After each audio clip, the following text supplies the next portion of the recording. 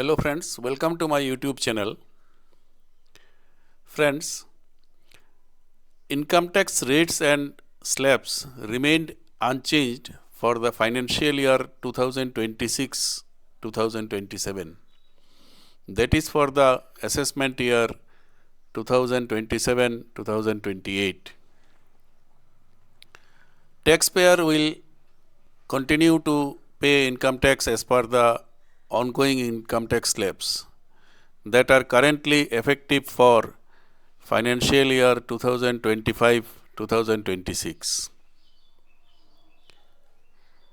However, for the sake of completeness, you may download our new income tax calculator for financial year 2026-2027, that is for the assessment year 2027-2028, from the link given in the description of this video.